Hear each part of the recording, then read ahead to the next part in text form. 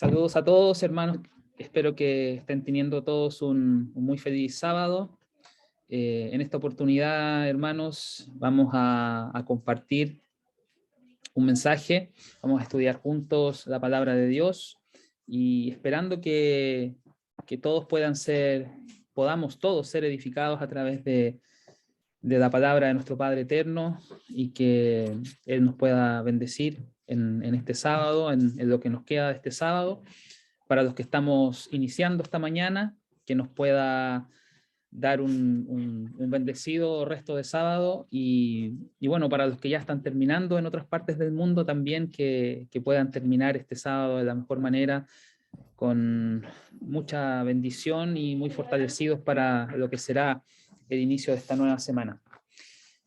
Bueno, queridos hermanos, en esta oportunidad les quiero compartir un mensaje acerca de un tema que hemos estado reflexionando bastante en este último tiempo. Estamos en este camino hacia la fiesta de Pentecostés. Ya estamos a una semana de celebrar la fiesta y bueno, muchas cosas hemos reflexionado en este camino, en este andar desde la Pascua y los panes y levadura, la fiesta de panes y levadura bueno, hasta este punto donde ya estamos a una semana de la fiesta de Pentecostés. Y bueno, ese es el propósito de este tiempo. Este tiempo, esta cuenta hacia Pentecostés, estos 50 días que podamos también tomar el tiempo para reflexionar, para y hacer una introspección de las cosas que hacemos, de las cosas que pensamos, de nuestra conducta, por supuesto, considerando que este periodo de 7 semanas hasta el día 50 es un periodo donde está representado proféticamente por las 7 semanas de cosecha. Por lo tanto, se espera de que al término de estas 7 semanas, todos podamos tener el fruto digamos, maduro, para que nuestro Señor pueda cosecharnos y pueda presentarnos delante de nuestro Padre como los primeros frutos. Sabemos que eso representa la primera resurrección, sabemos que, y entendemos por las escrituras del libro de Apocalipsis y de lo que representa la fiesta de Pentecostés, que la fiesta, que es la fiesta de los primeros frutos, representa la primera cosecha de Dios, de sus santos, y eso por supuesto es lo que sucede en la primera resurrección. Entonces, bueno, en ese proceso, en ese andar desde panes y levadura hasta este punto, a una semana de la fiesta de Pentecostés, el proceso en el cual nosotros debemos entrar debe ser un proceso de mucha reflexión y un proceso de santificación, en el cual nuestro Padre Eterno quiere que cada uno de nosotros podamos ver en qué áreas podemos estar faltos de alguna cosa y podamos también poner manos a la obra, entregándonos a Él, por supuesto, que a través de su Santo Espíritu, Él pueda corregirnos, pueda enderezarnos, pueda hacer madurar ese fruto que necesitamos, que Él quiere cosechar de cada uno de nosotros. Por lo tanto, es un proceso, por eso son 7 semanas, porque es un proceso, es un camino hacia la perfección. Sabemos también y entendemos que el número 7 en la Escritura representa la plenitud, la perfección, que es bueno, lo que representa los 7 días de la fiesta de panes y levadura, ¿cierto? El camino hacia la perfección, hacia la santificación, pero en estas 7 semanas también se espera de que nuestro Padre pueda cosechar de nosotros un fruto perfecto, un fruto completo, un fruto maduro, no un fruto que esté digamos, con alguna deficiencia, que pueda estar, no sé, con alguna podredumbre. Hay muchas analogías que podríamos hacer respecto al tema, el tema, digamos, de los frutos, al tema de las cosechas, con el tema espiritual, con lo que cada uno de nosotros estamos viviendo en este camino.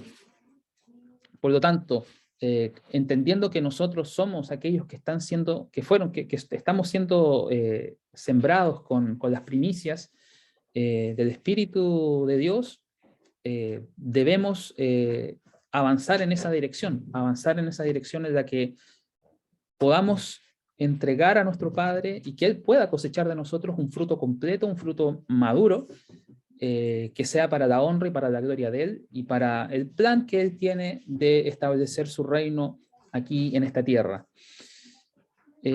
Por lo tanto, como mencionaba hace un minuto, este es un proceso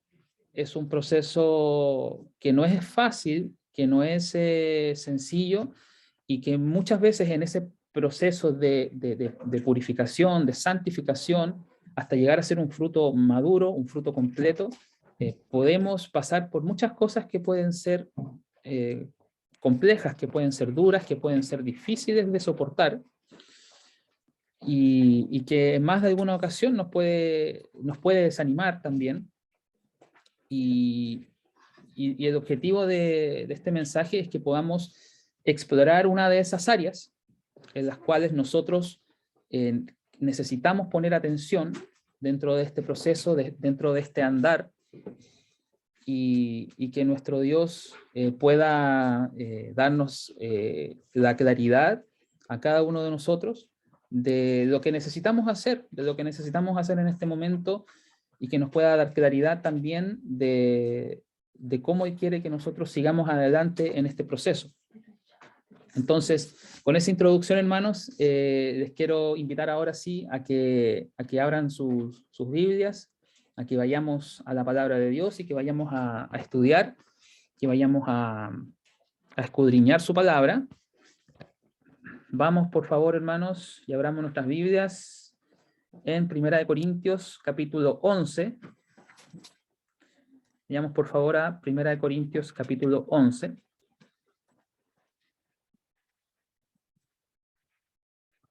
Y esta escritura vamos a volver un poquitito hacia atrás, unas semanas atrás, unas 6 semanas hacia atrás, hacia Pascua y panes y levadura. 1 Corintios 11, versículo 23.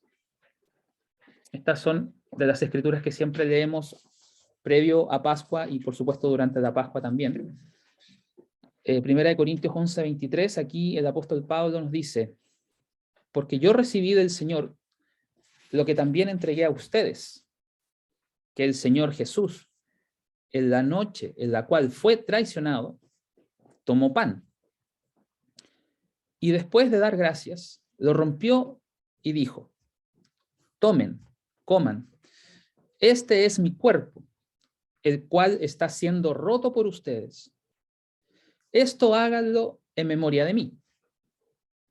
En la misma manera, también tomó la copa después de que había cenado, diciendo: esta es la copa del nuevo pacto en mi sangre. Esto háganlo tan a menudo como la beban en memoria de mí.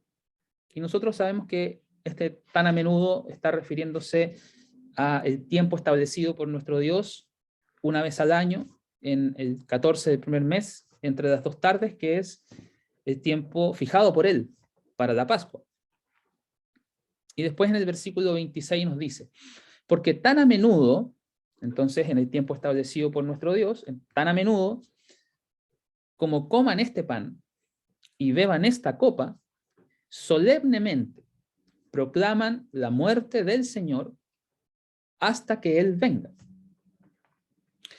Por esta razón, y aquí viene esta parte donde todos nosotros recibimos amonestación de la palabra de Dios a través de estos escritos del apóstol Pablo, previo a Pascua, donde cada uno de nosotros tomamos estas amonestaciones para prepararnos para la Pascua. Dice: por esta razón, si cualquiera comiere este pan y bebiere la copa del Señor indignamente, será culpable del cuerpo y la sangre del Señor.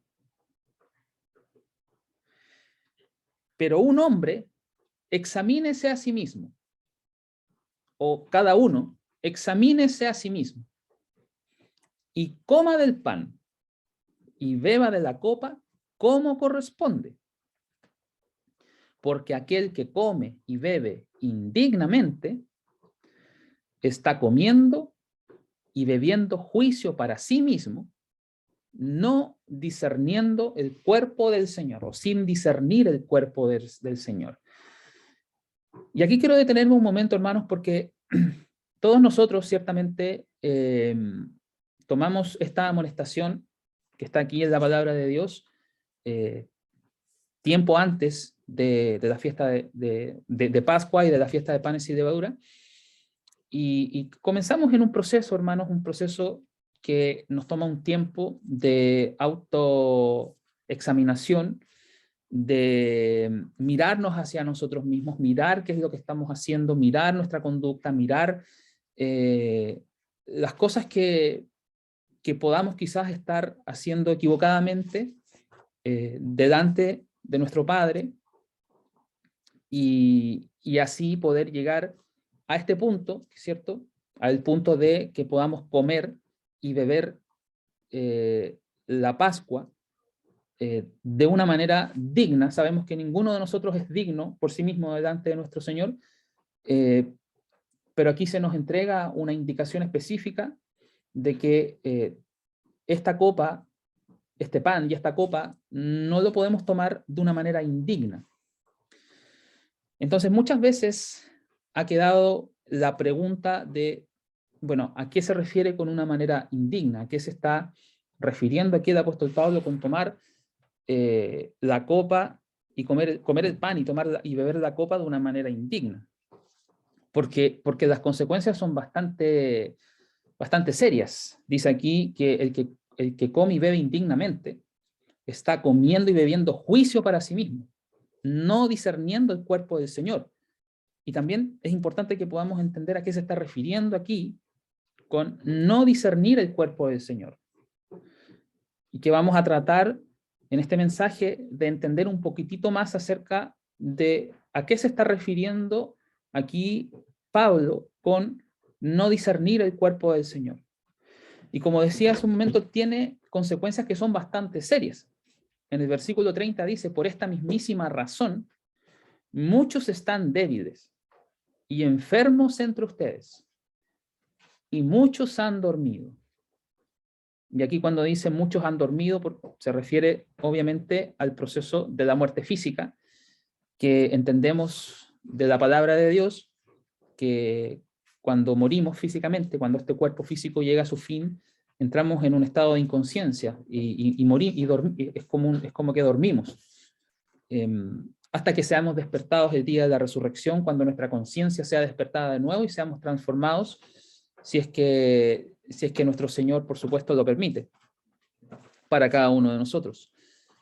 Entonces, dice acá que por el hecho de comer y beber indignamente, el pan y la copa del Señor, que es la Pascua, muchos están débiles y enfermos. Y muchos también han muerto, han perecido físicamente. Y en el versículo 31 nos dice, entonces, si nos examináramos a nosotros mismos, no seríamos juzgados. Si nos examináramos a nosotros mismos, no seríamos juzgados. Entonces, quiere decir que el hecho de estar débil y enfermo, y que muchos también han dormido o han muerto en la carne, es una consecuencia del juicio. Es una consecuencia de un juicio que se está llevando a cabo en nuestras personas por causa de comer y beber indignamente Pascua y no llevar a cabo una examinación, digamos, consciente acerca de nuestras personas. Dice en el versículo 32, pero cuando somos juzgados, somos castigados por el Señor para no ser condenados con el mundo. Entonces muchas personas están débiles y están enfermas, y muchos han dormido como podríamos decir, un castigo de parte del Señor, pero no porque el Señor sea malo, digamos. Sabemos que en nuestro Señor no hay maldad y no hay injusticia. Él es un Señor justo, es un Dios justo. Él lo hace para que no seamos condenados con el mundo. Y a veces muchos de nosotros nos hemos preguntado, bueno, pero ¿cómo es esto que sucede? ¿Cómo es que sucede esto de que somos castigados por el Señor?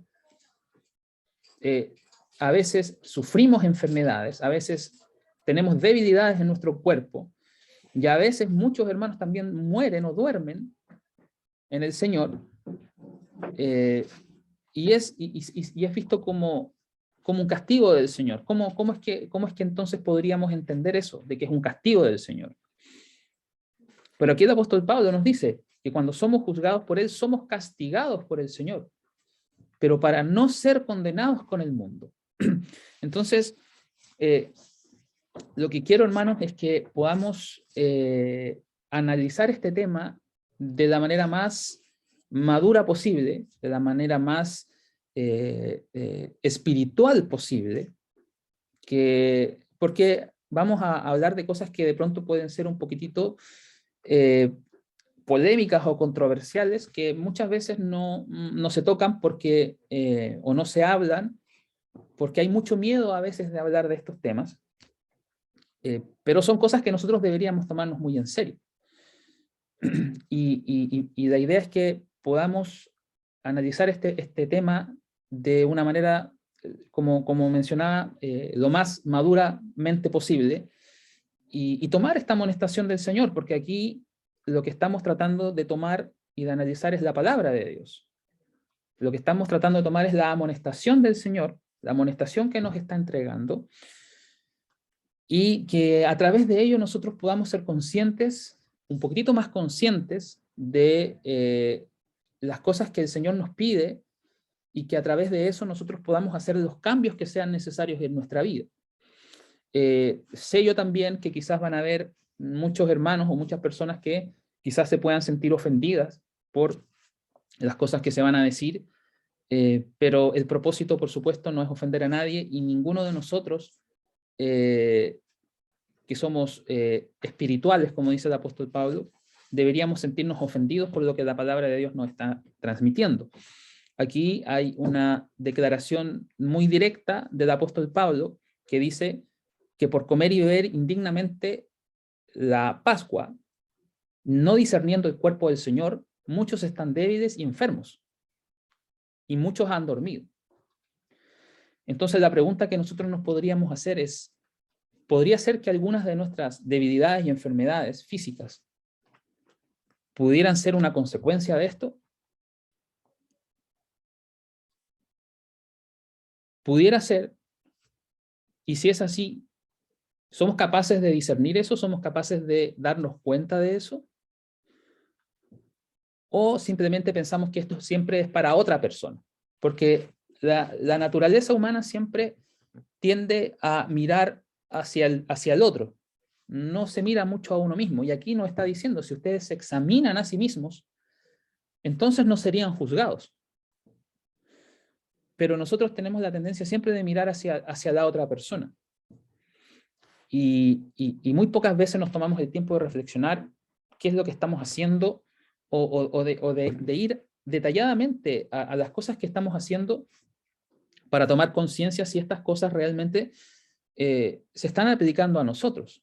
A veces, cuando oramos y pedimos sanación de Dios, y lo hacemos con fe, por supuesto que Él escucha nuestras oraciones. Y a veces también vemos que el proceso de sanación tarda bastante en algunos casos, por algunas enfermedades o por algunas cosas que suceden. Y a veces cuesta entender un poco el por qué el Señor permite que ciertas cosas sigan su curso, o que ciertas cosas permanezcan en el tiempo. Pero a veces puede producir una cierta frustración también el no entender por qué hay ciertas cosas que en nuestro cuerpo, enfermedades o debilidades que podamos tener, están siempre presentes y que por mucha oración y por mucho ruego, mucha súplica, a veces el Padre permite que estas cosas continúen, que estas cosas se mantengan. No voy a ir a esa escritura, pero sabemos que el apóstol Pablo mismo confiesa que él tenía un aguijón en su carne. Y él no es, digamos, él no da una explicación detallada acerca de qué se trataba ese aguijón en la carne, pero sabemos que era algún tipo de enfermedad que él tenía y que él había rogado bastante al Señor por eso. Y el Señor le dijo, bástate mi gracia, porque mi debilidad, porque mi poder se fortalece en la debilidad. Entonces, bueno, el apóstol Pablo en algún punto tuvo que llegar a ese punto de entender que realmente el Señor no iba a quitar eso de su cuerpo. Y así también nosotros deberíamos también mirarnos a nosotros mismos y ser conscientes también de aquellas cosas que suceden en cada uno de nosotros y que eso pueda traernos también paz en nuestros corazones y no sentirnos quizás atormentados por cosas que nos están sucediendo y que en algún punto no vemos una solución, o nosotros creemos que no vemos una solución de parte del Señor en nuestras vidas. Entonces, bueno, como les comenté hace unos momentos, vamos a tratar de entender un poquitito a qué se está refiriendo esto con comer y beber indignamente. Aquí, en este capítulo, se hace referencia a que cada uno iba y tomaba su cena, que uno se adelantaba y decía, bueno, ¿no tienen ustedes casas para comer? Entonces se usaba la Pascua como una ocasión para comer, beber y embriagarse, podríamos decir, un festín, una comidona, ¿cierto? Y se perdía completamente el sentido de lo que era la Pascua. Por eso él les pone en orden y les dice, como comenzamos leyendo, yo recibí del Señor esto, y esto es lo que ustedes tienen que hacer, no otra cosa. Pero también hay otro aspecto de no discernir el cuerpo del Señor y de comer y beber indignamente, que no está explicado aquí mismo en este pasaje, sino que está explicado en el capítulo anterior de esta misma carta a los Corintios, Primera de Corintios, en el capítulo 10, y vamos a hacer una lectura del capítulo 10 y vamos a ir desmenuzando algunas cositas que se nos dicen acá para hacernos una idea un poco más amplia acerca de esto de comer y beber indignamente y de no ser capaces de discernir el cuerpo del Señor. Entonces vayamos al capítulo anterior, 1 Corintios, capítulo 10.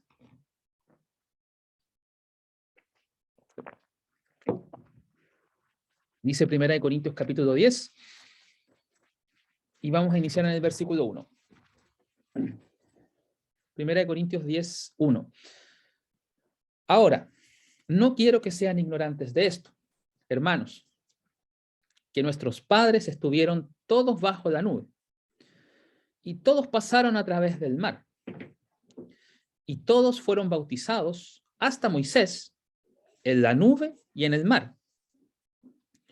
Y todos ellos comieron la misma carne espiritual, y todos ellos bebieron la misma bebida espiritual, porque bebieron de la roca espiritual que los seguía, y esa roca era Cristo. Pero con muchos de ellos, Dios no estuvo complacido, pues sus cuerpos muertos, fueron esparcidos en el lugar desolado. Y vamos a ir tratando de conectar algunas cositas con lo que estábamos leyendo en el capítulo 11, cuando decía que habían muchos débiles y enfermos, y muchos de ellos habían dormido o habían muerto físicamente. Aquí dice que Dios con muchos de ellos no estuvo complacido, pues sus cuerpos muertos fueron esparcidos en el lugar desolado. Y vimos que el Señor traía juicio y castigo para aquellos que comíamos la Pascua indignamente. Y dice en el versículo 6, ahora estas cosas llegaron a ser ejemplos para nosotros, para que no podamos codiciar cosas malas, como ellos también codiciaron. Ellos codiciaron cosas malas. Aquí está hablando de los hebreos cuando fueron sacados, liberados de Egipto, y anduvieron por el desierto. Dice que ellos codiciaron cosas malas. Y muchos de ellos fueron muertos en ese momento. Y esas cosas llegaron a ser ejemplos para nosotros, para todos nosotros, hermanos, para todo el cuerpo de Cristo. El versículo 7 dice, ni ser idólatras, como fueron algunos de ellos, como está escrito. El pueblo se sentó a comer y a beber, y se levantó a jugar. En el fondo hicieron, podríamos decir, un festín. Bueno, la escritura no nos da muchos detalles, pero es probable que todo esto se haya convertido en una ocasión para la fornicación, para la inmoralidad sexual. Y de hecho aquí el apóstol Pablo dice en el versículo 8, tampoco deberíamos cometer inmoralidad sexual, como algunos de ellos cometieron, y 23,000 fueron destruidos en un día. De nuevo el versículo 6, ahora estas cosas llegaron a ser ejemplos para nosotros, para que no podamos codiciar cosas malas como ellos también codiciaron. Versículo 9, tampoco deberíamos tentar a Cristo, como algunos de ellos también lo tentaron, y fueron muertos por serpientes. Entonces, también cayeron en esto de tentar a Cristo, tentar al Señor, al Eterno, que era el que los guiaba en el desierto, y fueron muertos por serpientes. Ni deberíamos quejarnos contra Dios. Ahí hay otro problema, ¿cierto? Que ellos también se quejaron contra Dios. Como también algunos de ellos se quejaron y fueron muertos por el destructor. De nuevo, ¿cierto? Es como que es una constante la consecuencia de estas cosas que ellos hicieron, que era la muerte. Dice, entonces algunos fueron muertos por el destructor. Versículo 11. Ahora, todas estas cosas le sucedieron como ejemplos. Lo mismo que dice en el versículo 6, lo vuelve a repetir, hay un doble énfasis. Y sabemos que cuando hay un doble énfasis en la escritura es porque es algo importante, algo en lo que nosotros debemos de poner mucha atención. Todas estas cosas le sucedieron como ejemplos y fueron escritas para nuestra exhortación, sobre quienes los fines de los siglos vienen. Y también sabemos que los fines de los siglos ya están llegando. Entonces, con cuanto más atención debemos estar entendiendo estas cosas. Por tanto, aquel que piense estar firme, preste atención, no sea que caiga. Y esta es una amonestación para todos nosotros, hermanos. Aquí no hay excepciones. Ninguno de nosotros está exento de esta amonestación que nos da aquí la palabra. Por tanto, aquel que piense estar firme, presta atención, no sea que caiga. Y aquí nos da esperanza nuestro Padre. Ninguna tentación ha venido sobre ustedes, excepto lo que es común para la humanidad. Porque Dios, quien es fiel, no les permitirá ser tentados más allá de lo que son capaces de soportar, sino que con la tentación, Él hará un camino de escape para que puedan ser capaces de soportarla. Soportar la tentación, hermanos. Todas estas cosas que leímos que le sucedieron al pueblo hebreo fueron tentaciones para ellos. Pero ellos se entregaron a esas tentaciones. Y por entregarse a esas tentaciones y codiciar cosas malas, muchos de ellos murieron, perecieron en el desierto y fueron destruidos. Pero aquí nos dice Pablo que las tentaciones que nosotros recibimos o las tentaciones que sufrimos, sabemos que Dios no tienta a nadie, sino que la tentación viene del enemigo y se genera en nosotros esa codicia, ese deseo de hacer lo malo, todas esas cosas que vienen como tentación no son cosas extrañas para la humanidad, no son cosas como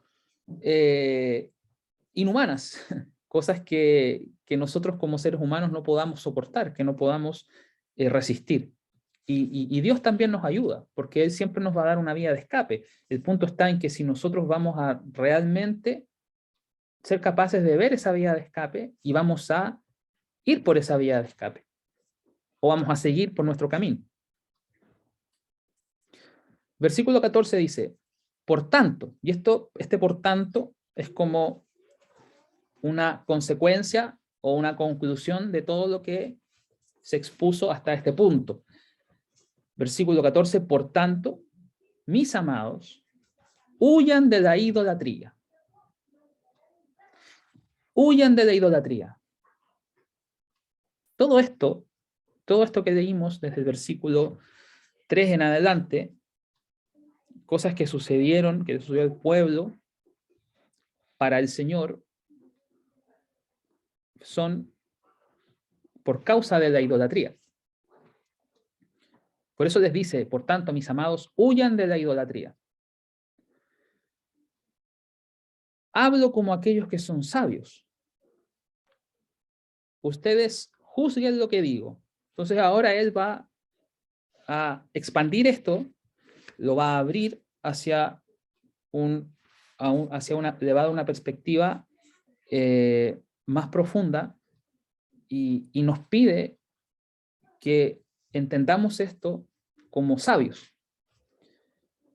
Y por eso mencionaba hace un momento que debemos de tratar de entender esto con la mayor madurez espiritual posible, con la mayor sabiduría posible. Todos nosotros deberíamos preocuparnos de ser sabios, de adquirir la sabiduría que proviene de lo alto, de la sabiduría de Dios, para poder discernir estas cosas y poder juzgar estas cosas que se están diciendo. Y aquí Pablo comienza a relacionar todo esto con la Pascua, con lo que es el comer el pan y el beber la copa. Dice el versículo 16, la copa de bendición que bendecimos, ¿no es el compañerismo de la sangre de Cristo? El pan que partimos, ¿no es el compañerismo del cuerpo de Cristo?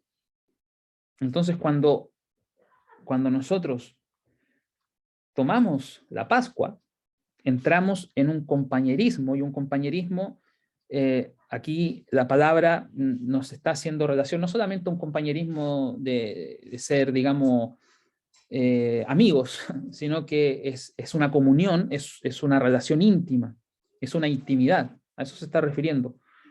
Una intimidad, cuando tomamos Pascua, nosotros entramos en una intimidad con la sangre de Cristo y con el cuerpo de Cristo. Entramos en una intimidad con el Señor.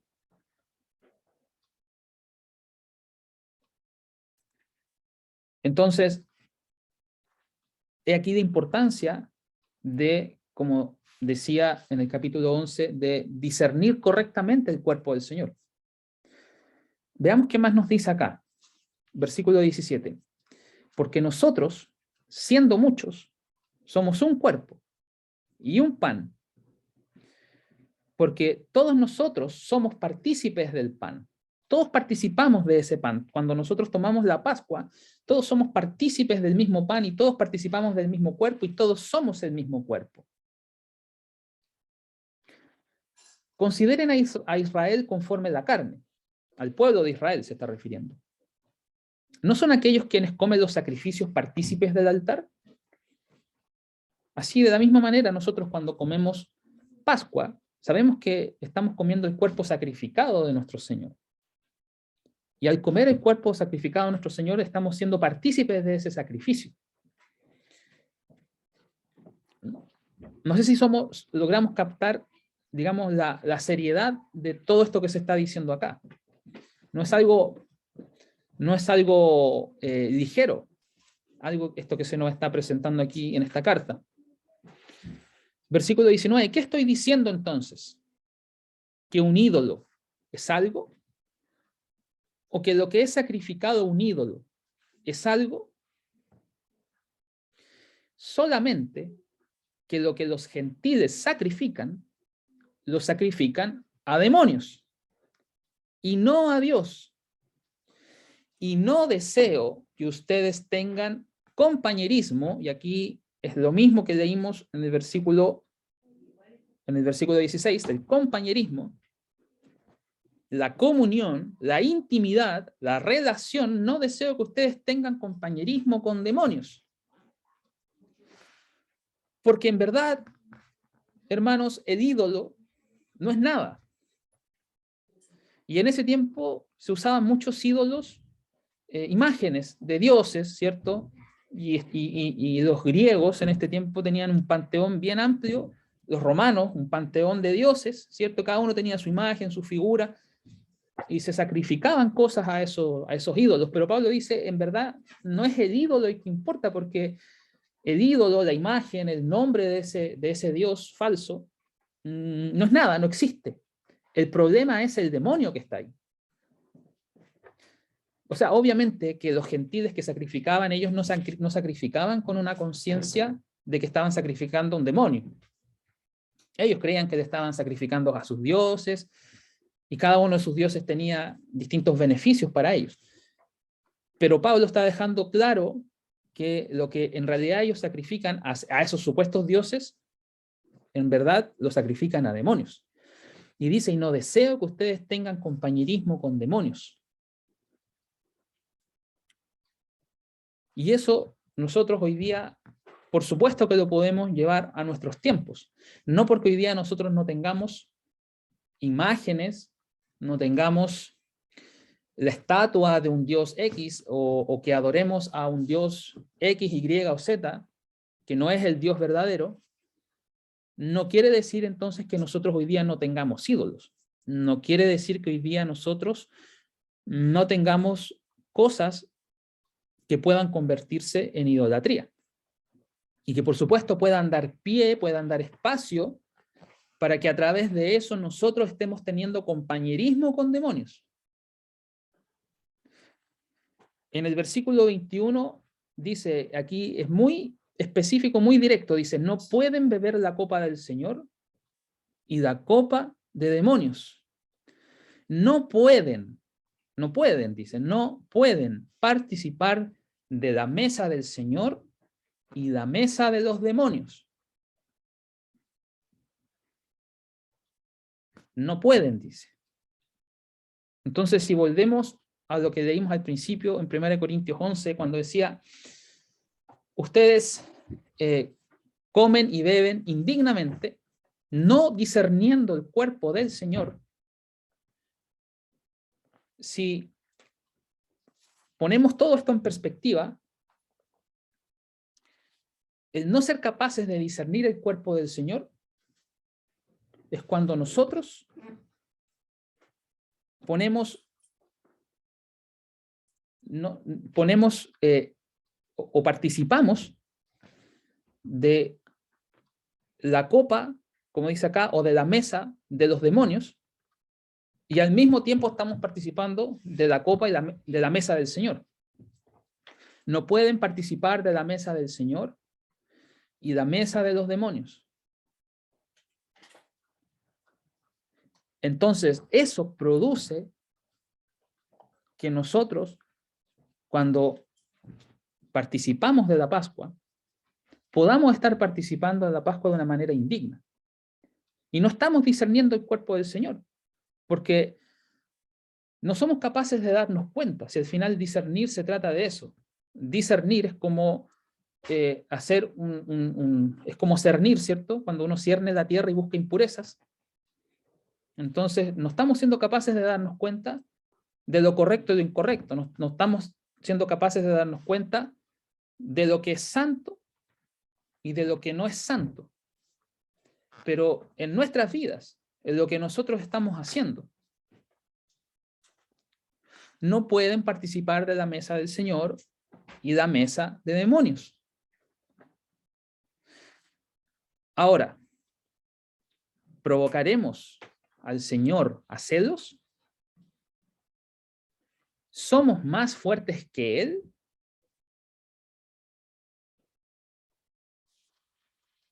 Todas las cosas que son legales me son permitidas, pero no todas las cosas que son permitidas son provechosas.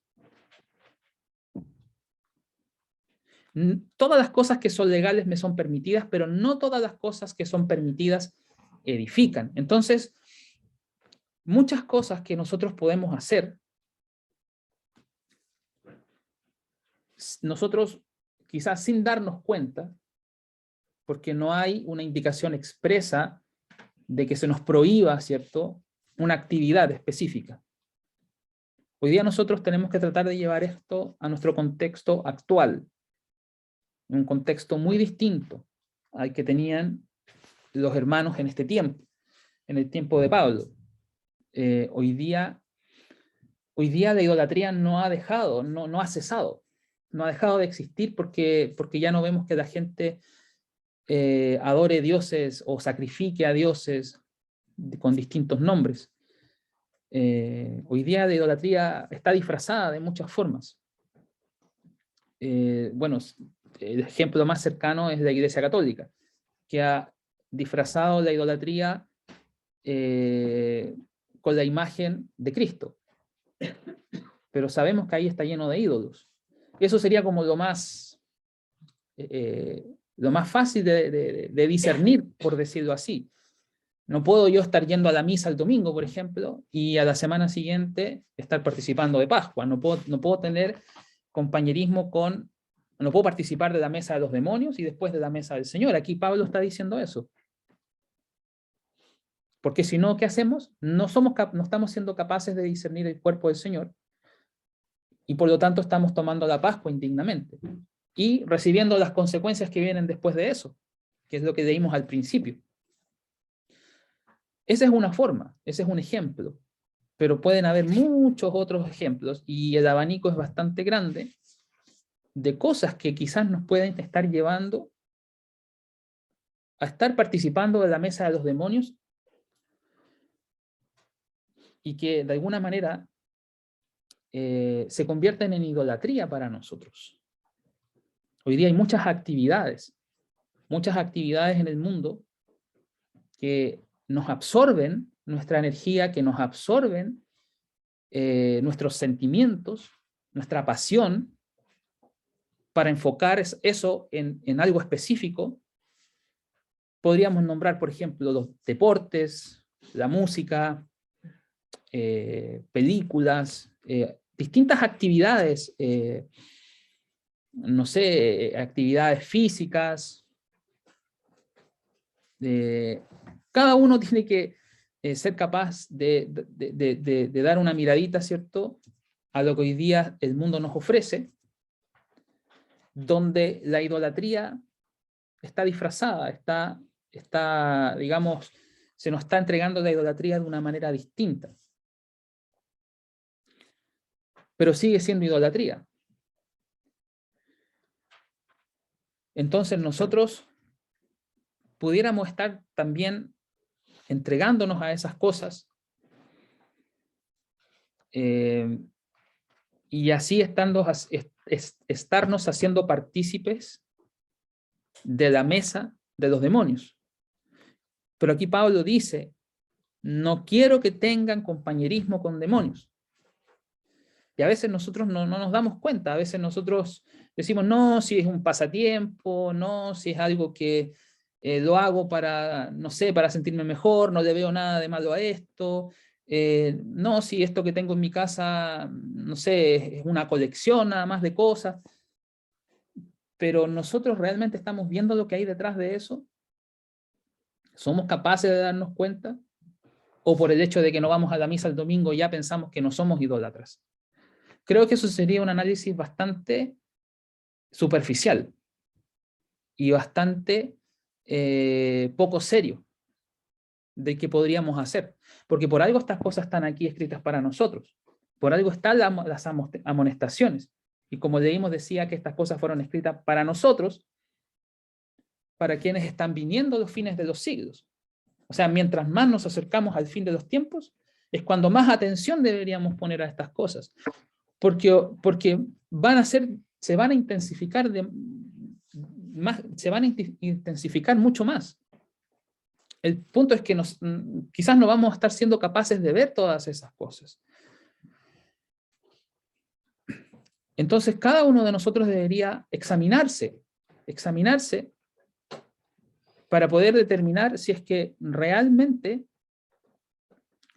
hay alguna cosa en la que nosotros podamos estar teniendo compañerismo con demonios, porque tenemos que ser capaces de ver más profundamente de lo que se nos presenta visualmente, una actividad específica.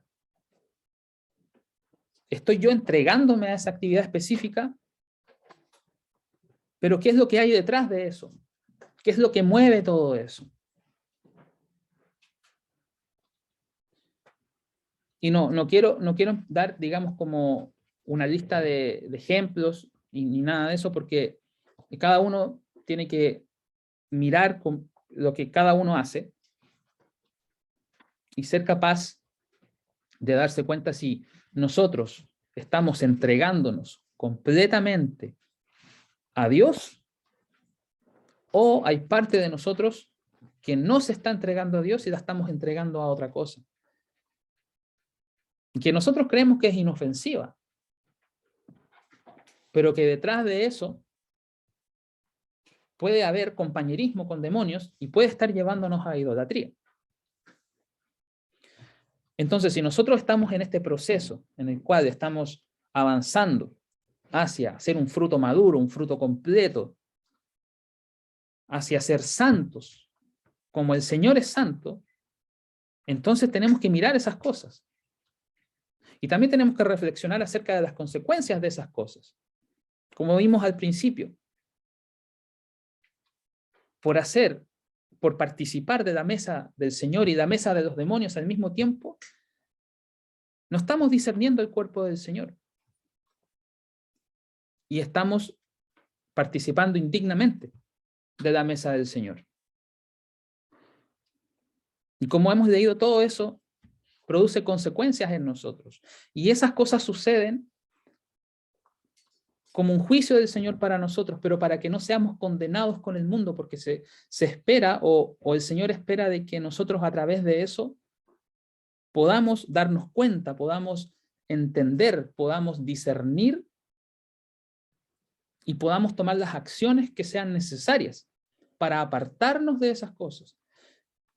Como dice en el versículo 14 que leímos aquí, huyan de la idolatría, huyan. Huyan es como, ya, corran, arranquen de la idolatría. Pero eso requiere de un análisis de cada uno de nosotros. Realmente miremos nuestras vidas. ¿Nuestras vidas están entregadas completamente al Señor o le estamos entregando nosotros nuestra vida también a algo más? A algo más que tenemos en alta estima, algo más a lo que nos estamos aferrando, algo más que nos está absorbiendo nuestra pasión, nuestro deseo, nuestro amor, en vez de estar entregándoselo todo al Señor. Eso es lo que tenemos que hacer cada uno de nosotros, hermanos. Ninguno de nosotros está exento de eso, si realmente nos tomamos en serio esto. Entonces, esta amonestación no la estoy entregando yo, hermanos. Esta es una amonestación que viene directamente del apóstol Pablo y por la palabra de Dios. Esto que está escrito aquí en Corintios está inspirado por el Espíritu de Dios. Por lo tanto, es palabra de Dios para nosotros.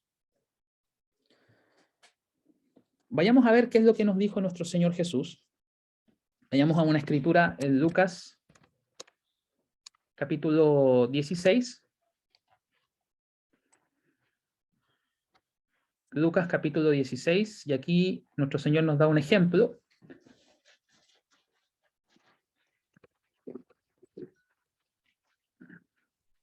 Lucas 16, en el versículo 13,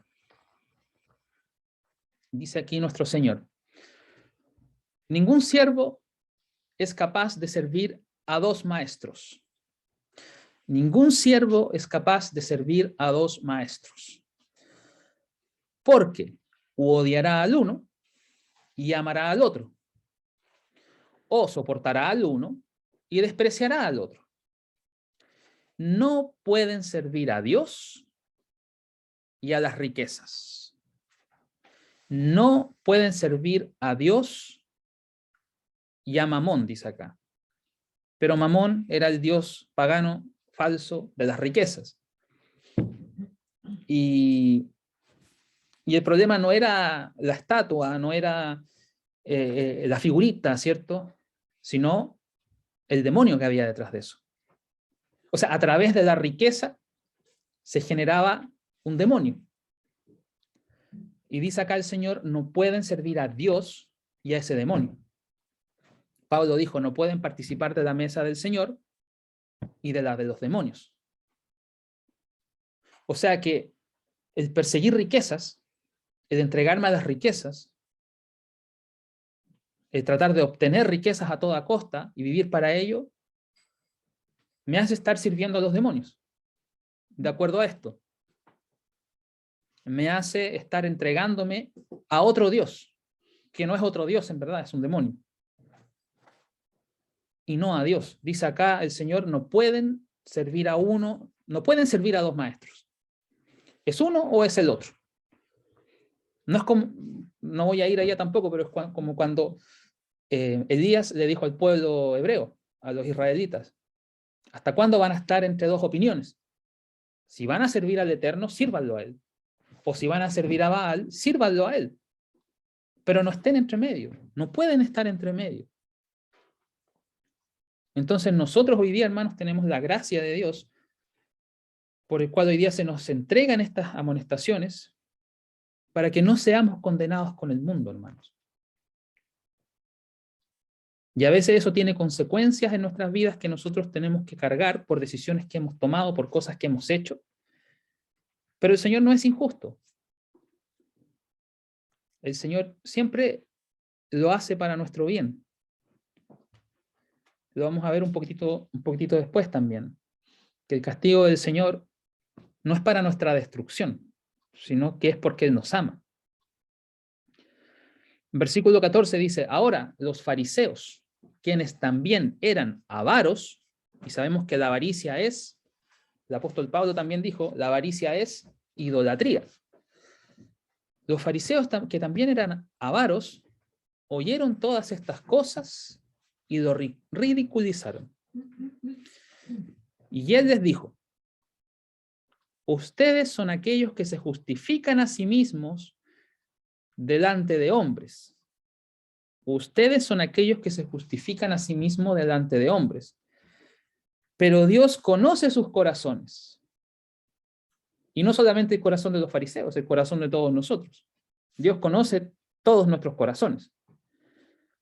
Porque lo que está en alta estima entre los hombres es una abominación delante de Dios. Lo que está en alta estima entre los hombres es una abominación delante de Dios. Y la pregunta que tenemos que hacernos nosotros cada uno: ¿en qué cosas nosotros hoy día podamos estar teniendo en alta estima que pueda ser realmente una abominación delante de Dios? Y eso quizás es algo bien duro de pensar. Porque, digamos, la reacción natural de cada uno es: no, pero es que yo qué cosas tengo en alta estima, no tengo nada en alta estima, yo solamente sirvo al Señor. Pero ¿lo hemos pensado realmente? ¿Lo hemos visto a profundidad? Yo sé que sí, yo sé que muchos hermanos sí, por supuesto. No estoy diciendo que no, pero tenemos que hacer énfasis en eso. Tenemos que, si queremos llegar a ser ese fruto completo y maduro, para el día 50, para el día de Pentecostés, entonces nosotros tenemos que tomarlo bien seriamente. ¿Qué cosas los hombres pueden tener en alta estima y que puedan ser una abominación delante de Dios? Deportes, música, artistas, negocios, ciertos trabajos, que nosotros nos aferramos y que ponemos por encima de Dios. No sé, tierras, casas, muchas cosas, hermano, pueden ser. Pero nosotros tenemos que ir mirando y dándonos cuenta en qué cosas nosotros tenemos muy en alta estima. Si el día de mañana hay una forma, digamos, una forma de poder saber si las tenemos en alta estima o no, es haciéndonos la pregunta. Si el día de mañana a mí se me pide que yo renuncie a eso, ¿estoy dispuesto a hacer eso? Y ahí nos vamos a dar cuenta, y si somos honestos con nosotros mismos, de que si es algo que tenemos en alta estima o no. Si estamos dispuestos a renunciar a eso por seguir al Señor, entonces,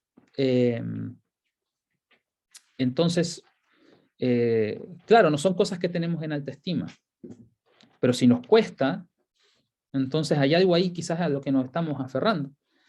Y no estoy diciendo que esto sea fácil.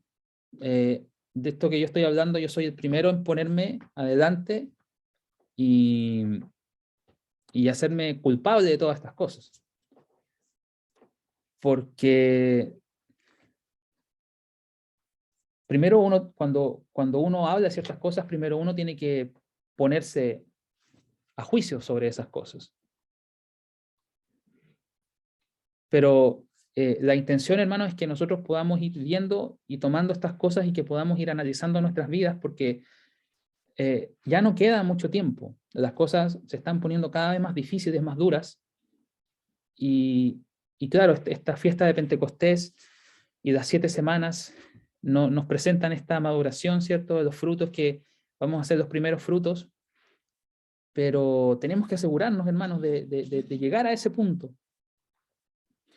Vayamos rápidamente a Apocalipsis capítulo 14 para que veamos cómo son los primeros frutos. Apocalipsis capítulo 14 dice en el versículo 1: y miré y vi al Cordero de pie sobre el monte Sión, y con él 144,000, teniendo el nombre de su Padre escrito sobre sus frentes. Entonces oí una voz desde el cielo, como el sonido de muchas aguas, y como el sonido de gran trueno. Y oí el sonido de tocadores de lira tocando sus liras. Y ellos estaban cantando un nuevo canto delante del trono, y delante de las 4 criaturas vivientes y de los ancianos. Y nadie era capaz de aprender el canto, excepto los 144,000, y quienes fueron, excepto los 144,000, quienes fueron redimidos de la tierra. Y aquí nos da una descripción de cómo son estos 144,000 que estaban de pie en el monte de Sión con el Cordero. Dice el versículo 4: estos son aquellos que no fueron profanados con mujeres. Y obviamente aquí no está hablando en el sentido físico de solamente de profanarse con una o darse al adulterio físico. Profanarse con mujeres es una representación también de la idolatría y de la fornicación espiritual, de entregarse a otros dioses. Cuando uno se entrega a otros dioses que no son otros dioses, ¿cierto? Como vimos, sino que son demonios, uno está fornicando espiritualmente, uno está cometiendo adulterio espiritual, uno se está profanando con otra mujer, porque nosotros tenemos que ser solo de una mujer. Bueno, nosotros somos la mujer, nosotros somos la esposa, pero aquí se nos dice que nosotros no, dice que estos no son profanados con mujeres, porque son vírgenes, o sea, se mantienen limpios, se mantienen puros, se mantienen santos. Son aquellos que siguen al Cordero donde quiera que Él va. Fueron comprados de entre los hombres como primeros frutos para Dios. Ahí está a lo que estamos avanzando. Ahí está estas 7 días que nos quedan a Pentecostés. Fueron comprados de entre los hombres como primeros frutos para Dios y para el Cordero. Ahí están los primeros frutos. Entonces, si nosotros queremos ser los primeros frutos, ya sea que seamos 244.000 o sea de otra forma, pero si queremos ser los primeros frutos, entonces tenemos que darnos cuenta cómo son esos primeros frutos. Versículo 5, y ningún engaño fue encontrado en sus bocas, porque son inocentes delante del trono de Dios. Entonces ahí tenemos una descripción, hermanos, de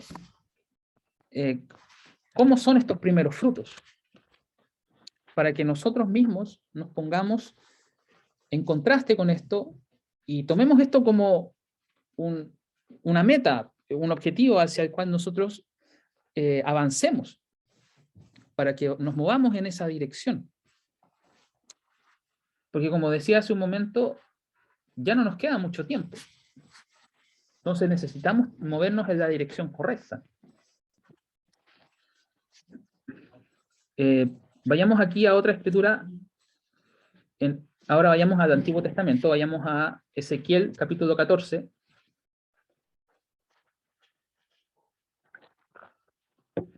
De Apocalipsis 14 a Ezequiel 14.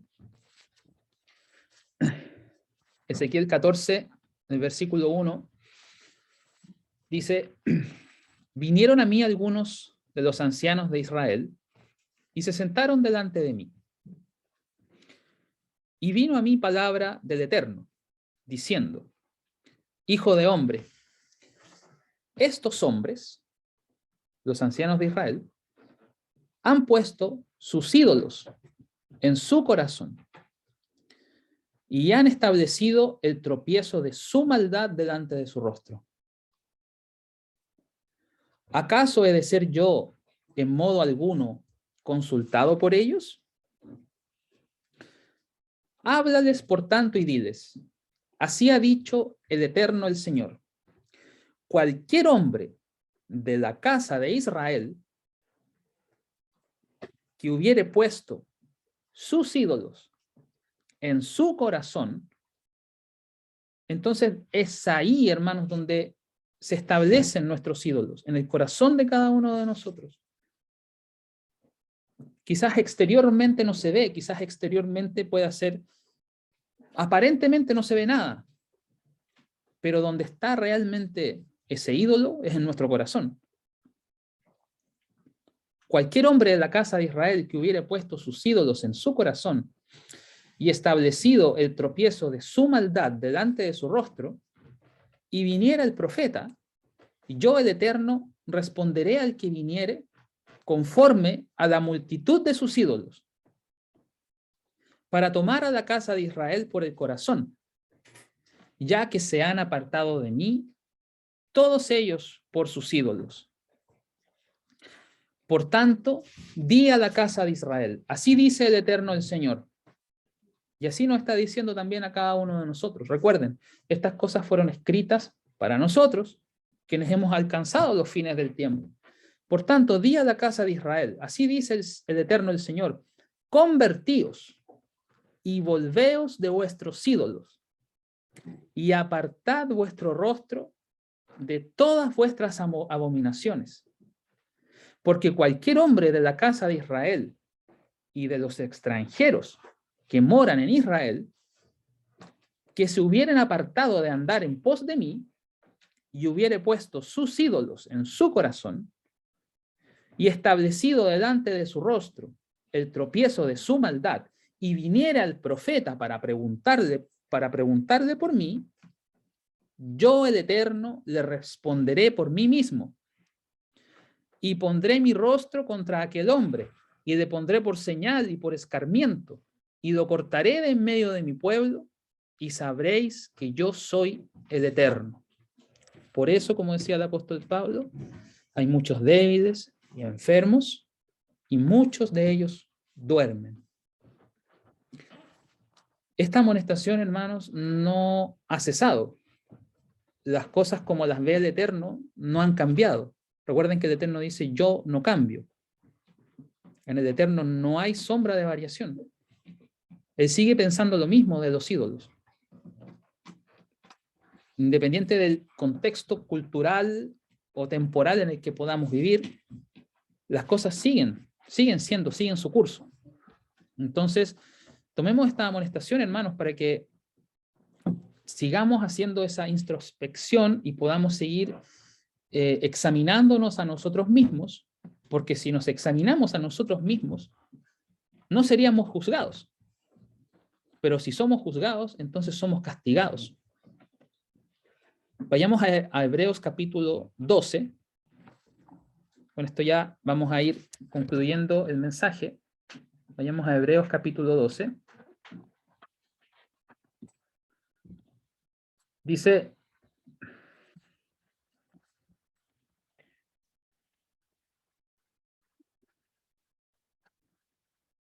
Hebreos capítulo 12, versículo 1, dice: por tanto, dado que estamos rodeados por tan gran multitud de testigos, dejemos a un lado todo peso y el pecado que tan fácilmente nos atrapa, y corramos la carrera puesta delante nuestro con resistencia, teniendo nuestras mentes fijas en Jesús. Eso es lo que tenemos que hacer, hermanos. Tener nuestras mentes fijas en Jesús, nuestros pensamientos, nuestros deseos, nuestra intención, nuestra pasión, nuestro anhelo tiene que estar fijo en Jesús, fijo en su persona, pero fijo también en sus enseñanzas, fijo también en sus mandamientos, fijas también en sus exhortaciones, en sus amonestaciones, en todas las cosas del Señor, hermanos. Nosotros tenemos que tener nuestras mentes fijas en Jesús, el iniciador y terminador de nuestra fe, quien por el gozo que tenía delante de él resistió la cruz, aunque despreció la vergüenza, y se ha sentado a la mano derecha del trono de Dios.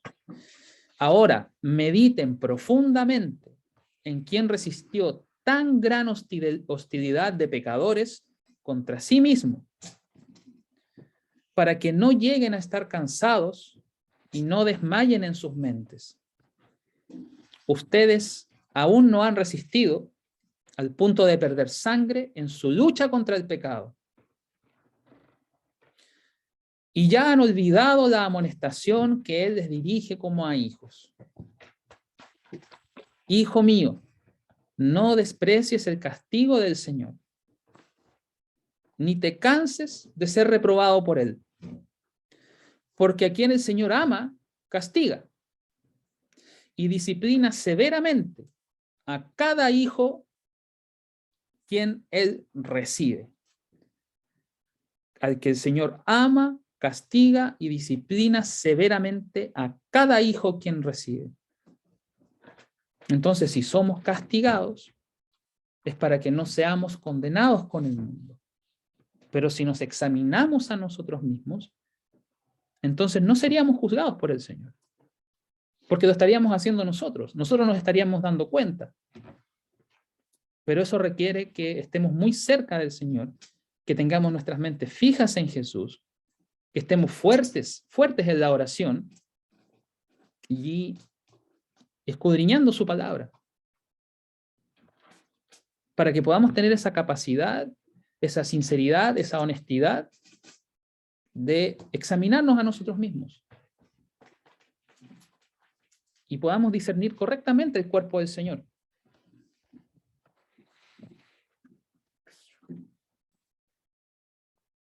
Entonces, hermanos, tomemos esta amonestación que se nos da y sigamos adelante, hermanos, sigamos adelante en este camino que nuestro Padre ha puesto por delante de cada uno de nosotros y no dejemos de acercarnos al Señor en estos tiempos que estamos viviendo. Recordemos que si queremos realmente ser ese fruto, ese primer fruto completo, si queremos realmente ser recipientes del Espíritu Santo de nuestro Dios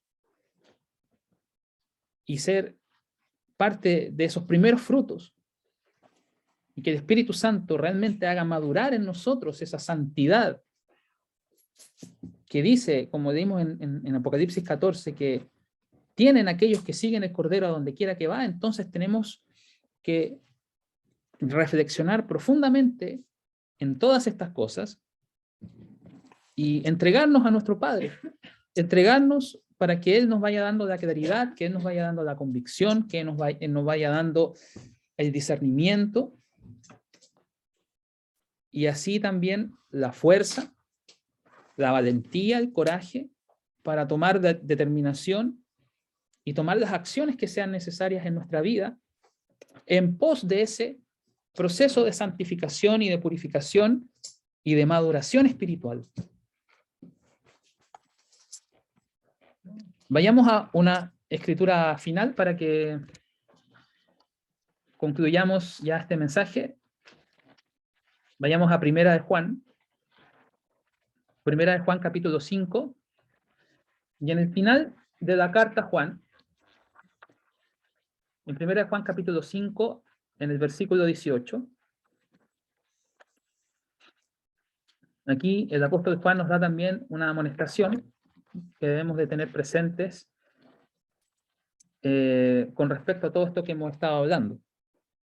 Primera de Juan capítulo 5, versículo 18 dice: sabemos que cualquiera que es engendrado por Dios no practica pecado. No es que no pequemos, hermanos, pero no practicamos conscientemente el pecado. Por eso es importante que aprendamos a detectar todas estas cosas. Porque aquel que ha sido engendrado por Dios, engendrados por el Espíritu de Dios, las primicias del Espíritu, como también representa la fiesta de Pentecostés, porque aquel que ha sido engendrado por Dios se guarda a sí mismo, se guarda a sí mismo. O sea, hay algo que nosotros tenemos que hacer, hay una acción que nosotros tenemos que tomar, y eso requiere determinación. No requiere que seamos pasivos, que seamos condescendientes, que seamos conformistas. Requiere acción, determinación. Se guarda a sí mismo por el poder de Dios, dice acá la versión fiel. Se guarda a sí mismo por el poder de Dios. Y el maligno no lo toca. Si nos guardamos a nosotros mismos, el maligno no va a tener ninguna potestad sobre nosotros. Si nos guardamos a nosotros mismos para no participar con demonios, para no participar de la mesa de los demonios y de la mesa del Señor y estar discerniendo correctamente el cuerpo de Cristo, entonces el maligno no nos va a tocar.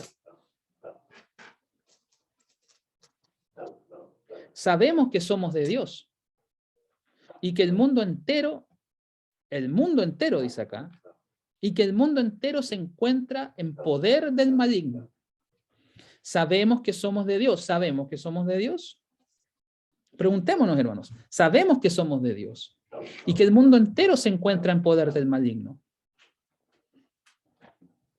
Entonces, si el mundo entero se encuentra en poder del maligno, no podemos tener compañerismo con el mundo. Cualquiera que tiene compañerismo con el mundo, el amor de Dios no está en él, dice Juan en unos capítulos más atrás.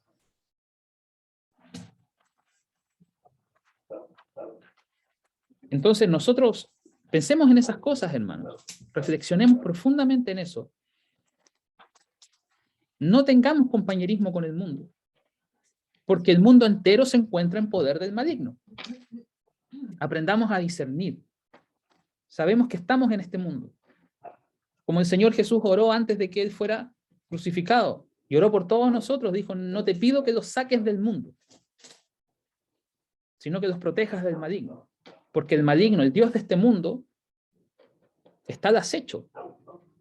Y nosotros no podemos estar bajo el poder del maligno, sino que tenemos que estar guardándonos a nosotros mismos por el poder de Dios. Y eso viene por el Espíritu de Dios.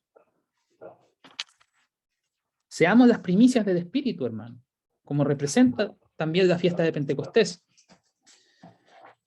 Versículo 20, y sabemos que el Hijo de Dios ha venido y nos ha dado un entendimiento. Sabemos que el Hijo de Dios ha venido. y nos ha dado un entendimiento para que podamos conocerlo a Él, quien es verdad. Él es solamente la verdad, hermanos. En el Hijo de Dios está la verdad, no en las cosas de este mundo, no en las actividades de este mundo, no en los negocios de este mundo, no en las riquezas de este mundo, no en las religiones de este mundo. Solamente en el Hijo de Dios está la verdad. Y estamos en Él, y estamos en Él, quien es verdad, o quien es verdadero. Estamos en Él, quien es verdad, y en su Hijo, Jesucristo. Y en su Hijo Jesucristo. Él es el verdadero Dios y la vida eterna. Él es el verdadero Dios y la vida eterna. ¿Queremos vida eterna, hermanos?